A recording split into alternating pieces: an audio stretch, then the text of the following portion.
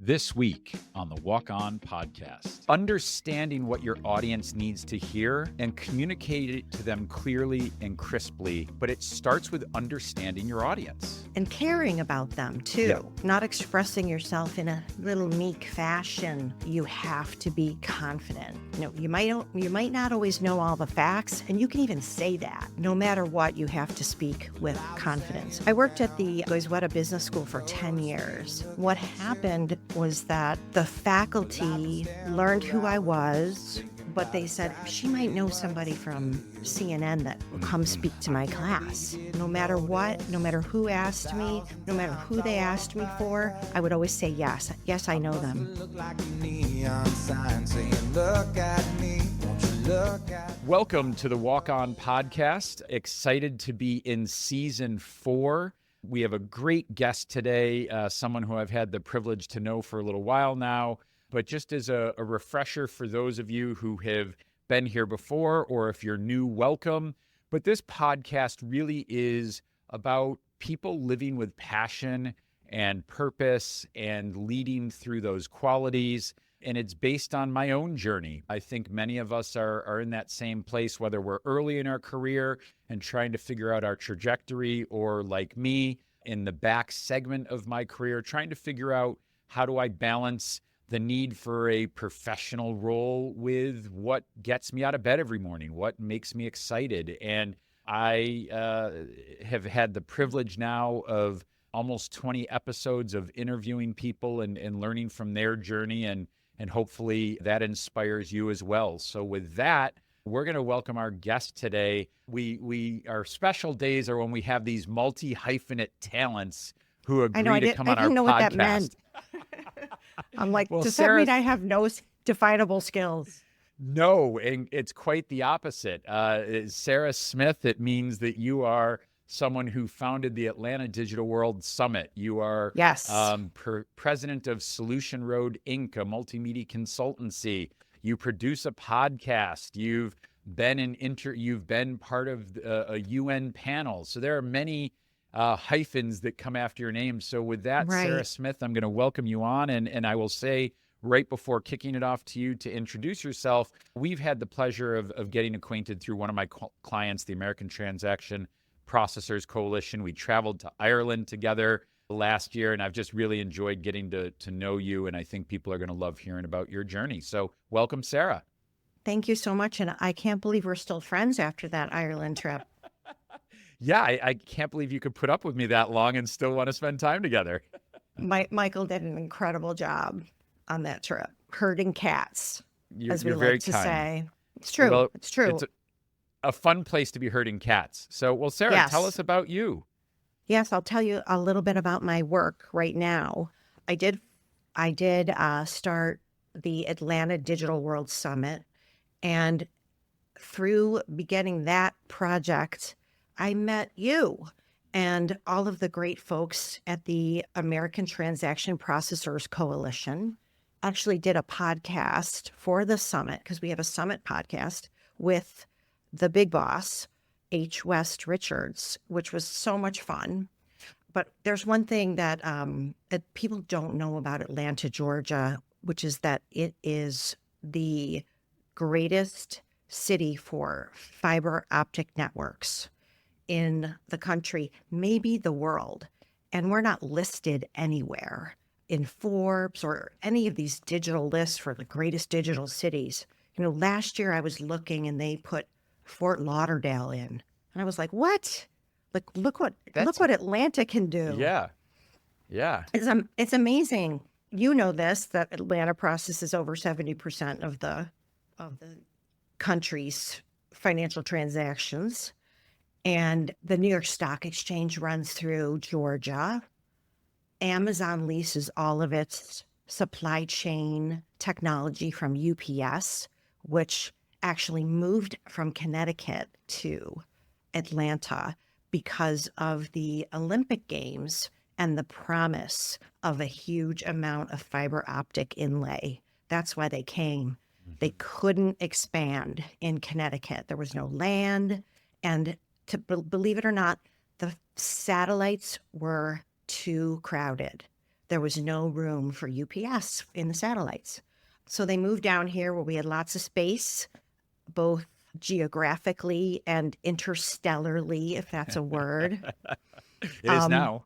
It is now made up word. We make them up all the time. And the reason I even am aware of this and have a passion for this kind of thing and the economic growth of the Southeast is because I moved here with $500. I was newly married, moved from Philadelphia, and I married a really lovely WASP from Princeton, New Jersey. And you need to meet him sometime, Michael, when you're here. It'd be great. It'd be great. He's wonderful. And I got a job at CNN, and my boss had an Emmy on the desk behind him. And I asked him what it was for. And he said, this is for the first ever interstellar live global broadcast. Probably the most important broadcast ever known to mankind. And of course, I drew a blank. And it was the lunar landing. Okay.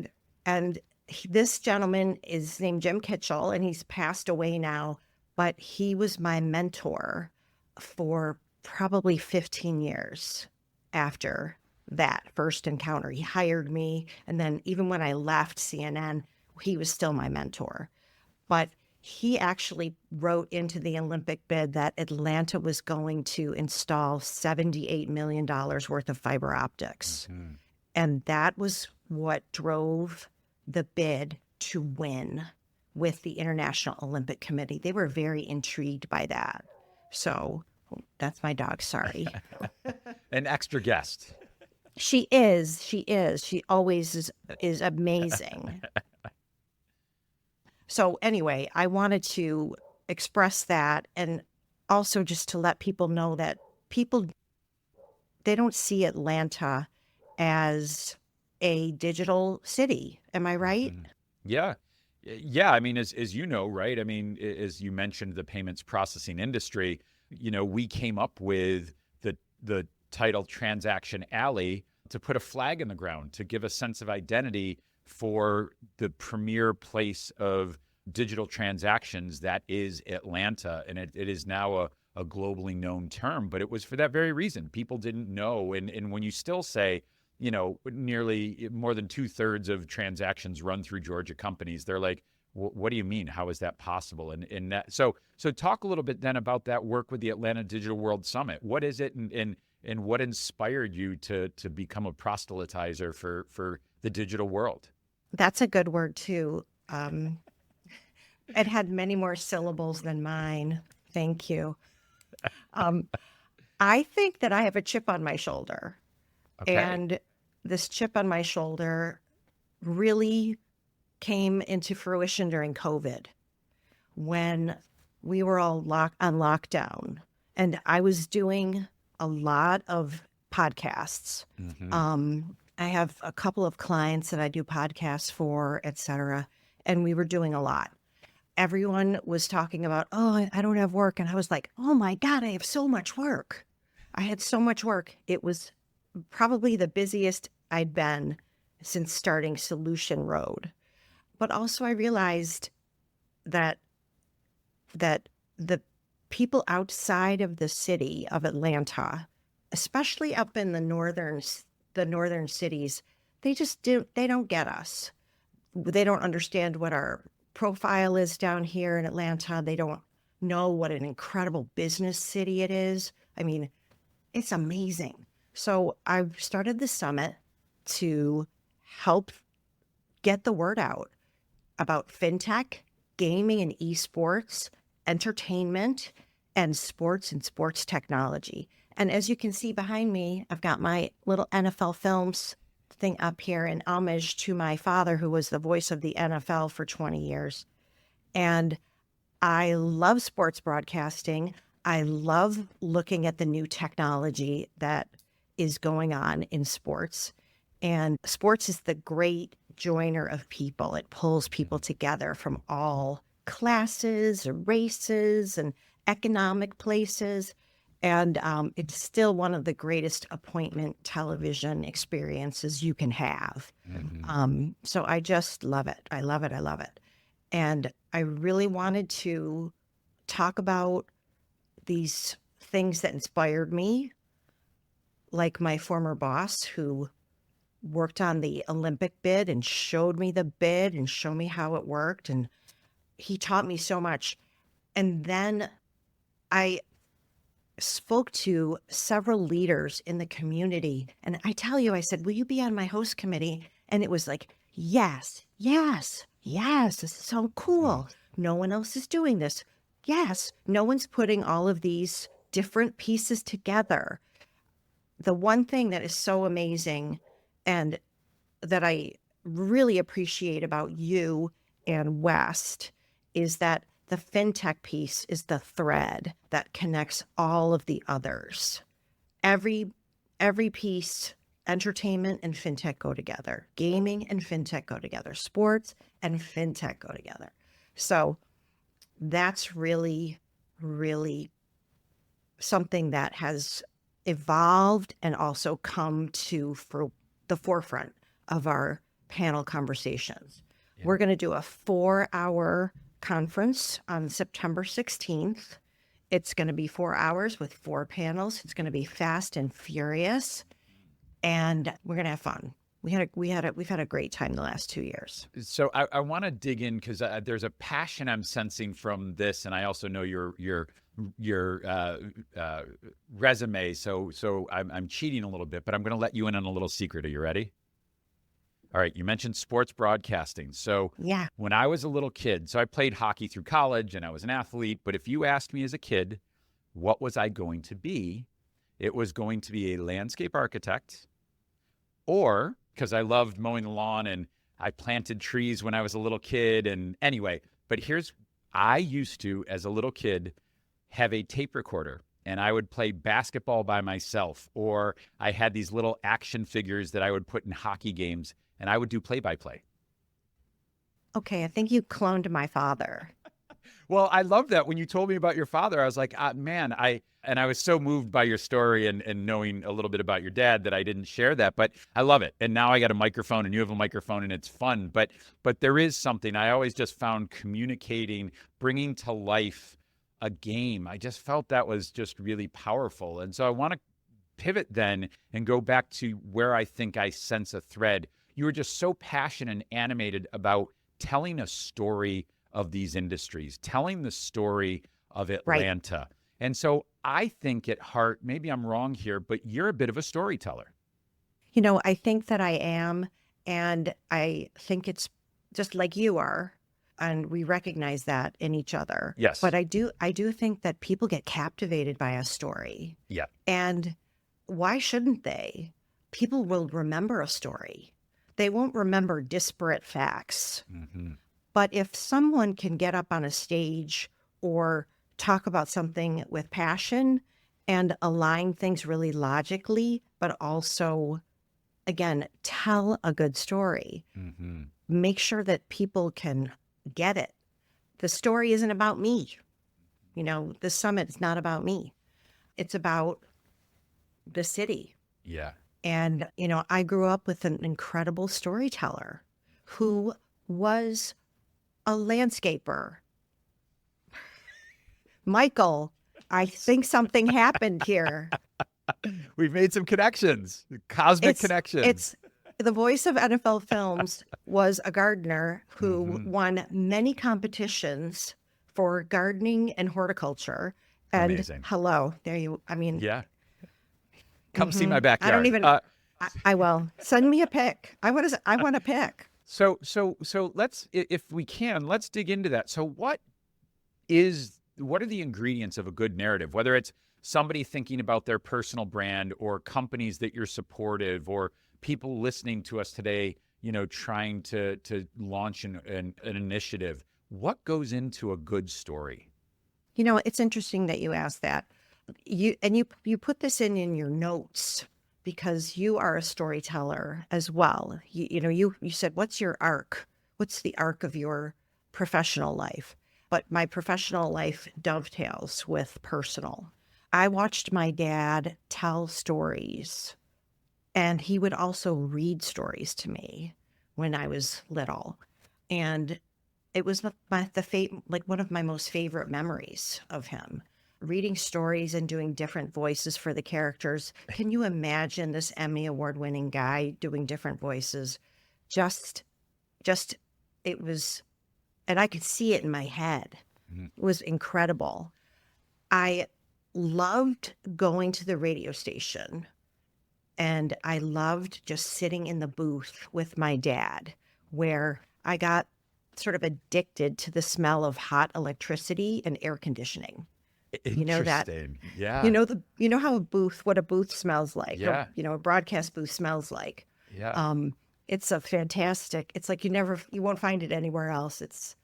For me, it's like crack or heroin, even though I've done neither, audience, ever. Metaphorically. Exactly. But I thought what he did was very exciting and very interesting. And then I would, every morning he was a radio man first. He started out as a radio man. And I would listen to him on the radio while I would eat my breakfast in the kitchen. And the radio was on top of the fridge. And I would always get up in the morning and say, "Hi, Dad," say Oh, hi to the refrigerator, and then eat my cereal and go to school. And I'd always catch just enough of the show to know if I was going to have a good day or a bad day, because he used his family as on-air material. So, the day that he announced to the city of Buffalo that I had learned how to shave my legs for the first time, I knew I was going to have a bad day. Okay? Dad, too much sharing. Thanks, Dad. Ooh. Yeah, that was a Yeah. big one. That was Yeah. a big bad one. Yeah. But I loved what he did, and I loved how it impacted people. And just to be able to jump in 15 seconds, and you know this, Michael, because you're a pro, the sound bites, the short sound bites, you can't hesitate. You have to think really quickly. What pieces of information do people need right away? Boom, boom, boom. And to be able to do that and be efficient that was something my father taught me. And I think it's something that I taught my kids, because they talk to me now in sound bites too. Well, Sarah, Everything's efficient. but you just said something I think is really important, that people, it's applicable across so many things. What you just said was understanding what your audience needs to hear and communicate it to them clearly and crisply. But it starts with understanding your audience. Right. Right. And caring about them too. Yeah. And not expressing yourself in a little meek fashion, but and you've had on-air experience, and you understand that you have to be confident. You might not always know all the facts, and you can even say that, but no matter what, you have to speak with confidence. I worked at the Goizueta Business School for 10 years. That was I thought I was going to stay there for 2 years after I left Turner Broadcasting. But what happened was that I left Turner, I went to Emory, to the Goizueta Business School, and the faculty learned who I was. I wasn't important, but they said, she might know somebody from CNN that will come speak to my class. And I learned after about a week that no matter what, no matter who asked me, no matter who they asked me for, I would always say yes. Yes, I know them. I can get, yep, I have now access. I got to go find them. Right. Yeah. There was definitely a lot of faking it. One of the things I always tell people about, even my career at CNN was, I got a kind of a schlumpy job at the beginning, and I worked in the schlumpy job for 6 weeks, but I had a badge, right? I had a badge. Yeah. So during my lunch hour, I was 26 years old. During my lunch hour, I would run around and I would swipe through every door I could, and I would meet people. And finally, after, a few months, people were like, do you know how to, we need somebody to build a video database. Do you know how to do that? Yeah. Oh, yeah, absolutely. And I had no idea how to do that, but I would figure it out. I did it. Yeah. I did it for Yeah. CNN. That's how I got the job with Mr. Moon landing. And you have to hustle. If you Yeah. want something that a lot of other people want, you have to hustle. Yeah.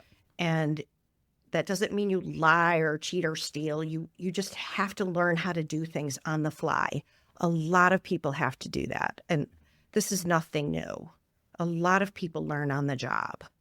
And I was very devoted to learning quickly.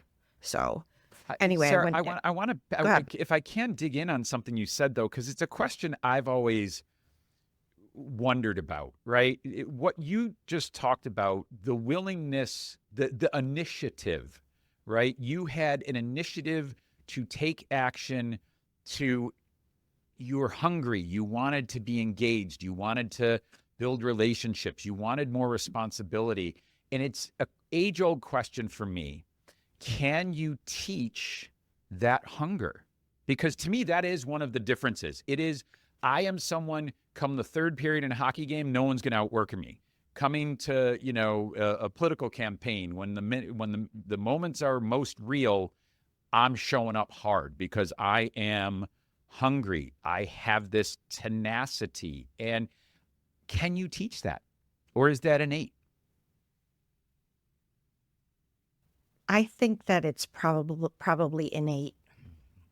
And I think it's driven by curiosity more than Mhm. anything else. Mhm. Not every job that I got paid me more money, but it was a better job. I had better work. It was more exciting. I got to meet incredible people. You know, I don't see a lot of people pushing really hard. And when I do, I'm like, as you said earlier, kindred spirit. Yeah. I'm mentoring a 22-year-old guy right now who is so hungry and smart. And he's like, I'll figure it out. And I'm just like, yes, Yeah. and I've probably been giving him more work than he can handle because I'm just like, you can do it. You can do Go it. do that. Yeah. Mm-hmm. Yeah. Yep. Yep. And he's a hustler. Well, and I look at that like with the Atlanta, Digital World Summit, right? Like there are lots of people who see needs. There are lots of people who see opportunities, but to have that curiosity and then that gumption, I'm talking like I'm from 1942 all of a sudden, but No, that gumption gumption to, is a good word to bring back. but go out and say, hey, nobody is doing this. And I believe in this city. I believe in this digital community. I'm going to Yeah. go create this space for other people to share their voice. That's a step beyond that. I admire so much in you. And I think Thank you. it is that. I love that you said curiosity because that got you there. But then I believe you had to go through the door. You had to be willing to do the work to create this space for other people and for the community. And sometimes I get a little worried that my story about how the passion for it came along might get old, but it hasn't. And I just keep telling it to new people. I'm meeting some people today for lunch that are interested, and I've got to tell my story again. And then do fundraising, which is Yeah. always fun. You have to be passionate to go raise some money for it. That's for sure. You do. You Yeah. do. And fundraising is something that I learned how to do when I was at Emory on top of marketing. So, and a few years after I started at Emory, because I had become the de facto speakers bureau, people started asking me, do you know someone at the stock exchange? Mm-hmm. Yes, I do. Dick Grasso. I know him. I read about him in the paper. I'm just going to call him. That's what I did. That's I'm what not I did. surprised. Yeah. Oh my God, I know. I got a lunch with him and his president, Bill Johnston. And I got to meet Ken Langone. I don't know if you know who Ken I Langone don't is. know. He is one of the founders of Home Depot, Oh, and he became the chairman of the New York Stock Exchange a long time ago. And he denies this with a smile that he had Elliot Spitzer followed by a private detective because hmm. Elliot wanted to cut everyone's pay at the New York Stock Exchange, but that didn't happen Yeah. because not with Ken Langone there. Hell no. There's many an NYU building named after Mr. Langone. Okay. So All that'll tell right. you something That does tell. about Yes. him. So Yeah. if you can, as we sort of pivot towards, the back segment of the podcast, how do you define living or leading with passion and purpose? From your life, from watching others, what does that look like? For me, again, the curiosity piece is huge. I have to be able to find what I'm working on interesting. And again, it's all about people. When I got promoted at Emory the first time, my new boss was reading the paper and he said, "Oh, I'd really love to meet this guy from UPS." And so 2 weeks later, we got a meeting with him, and it was a challenge. So I wanted to please my new boss. So I wanted to deliver this man. His name is Dan DiMaggio, and deliver Dan DiMaggio. So I did it, and I like a challenge. I like to get a pat on the back for a job well done, and if that makes me feel fulfilled Hmm. to help our cause move forward, help my boss, help him do a better job, and also create impact. I had a student come to me one time and they were just like, how are you getting all of these people to come speak here at Emory? And I said, well, I know how to sell it. I know how to sell the story of the university. And it's a really flattering thing to ask someone to come and speak to 800 students. It's Hmm.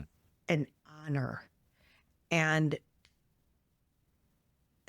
if you sell it the right way to people and make sure that they have the best experience Hmm. from the second they come in to the second they leave, the whole arc of that experience was something really, really important to me. So Sarah, I feeling love that you. proud, I think proud. that's amazing. It's a good lesson for folks. And I was sort of reminded as you were talking that, Walt Disney, I'll paraphrase, I won't get it right, but he said something like, when you're curious, you find lots of interesting things to do. And I think it's such an important tool. I'm reminded of, so I was a terrible student. It is not an understatement to say I barely graduated from high school. If it wasn't for sports and music, I wouldn't have graduated. And I had a sophomore year biology teacher say, Michael, you need to start asking why. And so as the class clown, she would say anything, and then I would raise my hand and say, why, right? Mrs. Spring, why? But it really led. I took this year off between high school and college to try and get a hockey scholarship, and I read, I don't know, 50 books, and I had never wanted to read books. I had never been curious, and it opened the world up to me. I just started to think critically. I started to see opportunity. I started to see myself as a more whole person. Not I wasn't focused on that, but it opened up doors. So I really love. We haven't talked about curiosity before on this podcast, and I wanted to double click that because I think it's just a really powerful takeaway from a lot of great things you've said today. It is an important, candle. Someone else said it's a candle in the wick of something, right? But it is the key piece that burns a fire to move us forward. I'm still trying to come up with a bigger word than proselytizing. I can't even say it. Yeah, I did okay on my GRE, grammar or Your word. pronunciation Yeah. is perfect too. I'm I'm embarrassed. So I took us on a little tangent there, but I I love really it. did want to I double love click it. how important curiosity is, and we haven't talked about it before. And if nobody gets anything else from this podcast, of the however many episodes we've done, it's a really important one. So being respectful of your time, what advice do you have for others who are trying to find or live with that passion and purpose? I think that if you're working or you're doing something that you're not curious about, it's time to move on or walk on, as we say. Well Um, played. it's true though. Yeah. It's very true. I love the title of this podcast. I think it's very smart. But I do think that if you aren't doing something that is giving you intellectual and mental satisfaction, you are just going to be unhappy. And it doesn't matter what you do. You don't have to start a summit like me. It's crazy. Don't do it. But if you want to work somewhere or you want to do something, like when I came here, I moved here with very little money. I had no job. Within a week, I had a job at WSB TV working in the basement. Within 3 weeks, I had a job at CNN, and I kept both of those jobs and worked both of those jobs simultaneously. And I had to. First of all, I needed the money. And secondly, I was making such great contacts. And never underestimate the power of just being good to people. If Mhm. you are looking to walk on or move forward, you're not going to move forward unless people help you. Yeah.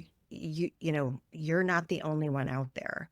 And I always I started saying this to myself when I was probably 18 years old, that if something scares me, I have to do it. And that is, as I've gotten older, it's gotten even harder to do that.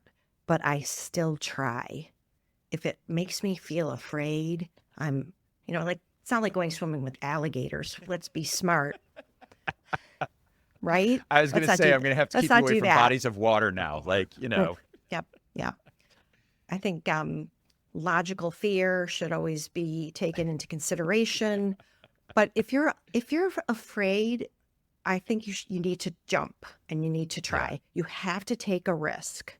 Yeah. And, you know, risk taking it can be very stressful, but you're never going to you're never going to, like, it's like these people that go on The Voice Yeah. on, you know, on a singing competition. I love to sing. It sounds like you like to sing too. Yeah. Yeah. Okay. My son is tired of hearing me sing already, and he's 4, but, Oh, yes, I love to sing. keep singing, I Michael, will. I will. please. So that's what I I say. Face your fear. And if you're not enjoying, if it's boring, if it's drudgery, walk on. Walk I on. I couldn't have said that better, and I'm not even going to do our tagline at the end here because you've really I will, but you really nailed it. I love that. I tell people around the world of politics, which I've spent a bit of time in, you'll have young people who are like, I'm really interested in politics. What do I do? And I'll say, show up at a campaign, walk in the door, right? There is a dearth of talent, and then come back the next day. And what you just talked about was I was willing to do the work in the basement at WSB. I was willing to show up and do the hard thing because it was challenging, because it was opportunity, because you needed to. And I think so much of life is showing up again and again and again. And I really admire that about you and your willingness to, go through doors, whether somebody else created them or you built it yourself. And the same, Michael, because you're the consummate professional, and you have had me come to different events and things that you've produced. And you're a great storyteller, and you've always made my experiences excellent. So thank you so much. I am blushing, and I appreciate He's that. not. And Don't blush. it's a, by the way, I can't end this. I was going to pivot here, but I can't end until I point out that I'm fairly certain that is an Emmy I see over your shoulder. Yes. Yes. That is an Emmy, a National Emmy Award. That's from Turner Broadcasting Original Productions from 1995 for a show called Feed Your Mind, where I was the unit coordinator, which meant that I tried to get the producers and directors kegs of beer paid for by the company. That's a heck of a reason to earn an Emmy. I love it. I know it was more than that, but It was a lot. yeah, It was a lot. I truly appreciate you sharing your journey with us. I took a lot from this today. I'm sure our listeners and viewers will as well. So thank you for being on, Sarah. Thank you, Michael. It's my pleasure.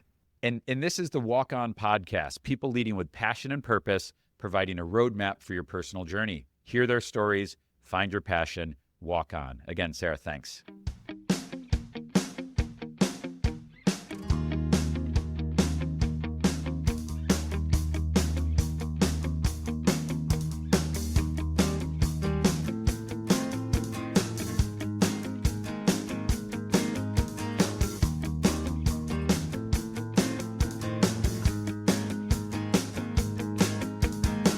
Well, I was hanging